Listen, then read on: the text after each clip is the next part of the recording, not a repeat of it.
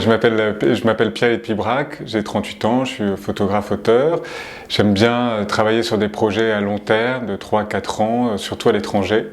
Et je travaille en famille, donc voilà, avec ma femme et mes 3 enfants, ce qui crée une sorte de vie un peu de Robinson que j'aime beaucoup et qui me permet d'avoir une approche plus intime avec les sujets pendant 1 an ou 2. Alors ce que j'aime faire, c'est travailler avec 2 types d'appareils photo différents, que je peux modifier en fonction des sujets et de la manière dont je ressens les éléments, l'atmosphère quand je suis sur place, sur le terrain.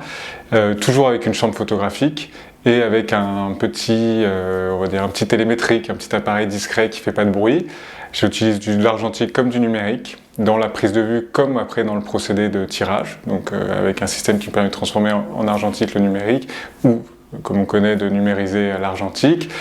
Et donc je prépare mes projets pendant 2 à 3 ans en essayant d'intégrer le maximum d'informations sur le sujet que je vais traiter, sur sa culture, sur sa langue aussi beaucoup, très important, ses lieux géographiques, son histoire, ses artistes, et après vivre en famille avec les personnes pendant 1 an, maximum 1 an. 1 an c'est bien pour arriver à faire mes projets. Et ensuite, je prends toujours 1 ou 2 ans pour reculer, avoir un peu de recul vis-à-vis des projets, vis-à-vis des images, pour qu'elles vivent par elles-mêmes, plutôt que j'efface en fait mon côté très intime que je peux avoir avec l'image, et ainsi qu'elles vivent d'elles-mêmes et qu'elles prennent sa force. Et là, derrière, il y a l'édition d'un livre, une exposition, et hop, je repars sur un nouveau cycle. Voilà comment je fonctionne.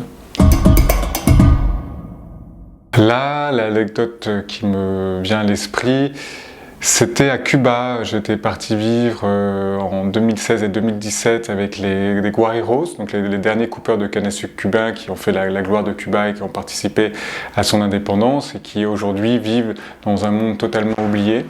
Et il était 5 h du matin dans comment s'appelle cette région? C'était dans le village d'une centrale sucrière qui s'appelle Quibican.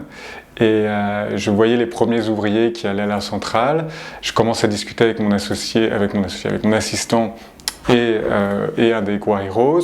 Et là, je vois au loin un homme incroyable que je repère en demi-seconde. Je vois qu'il a une cicatrice sous l'œil, qu'il a un regard très fort, et il part. Et comme j'étais en train de discuter avec une autre personne, j'ai pas coupé la conversation, je suis reparti en courant, mais j'ai essayé du coin de l'œil de savoir où cette personne allait.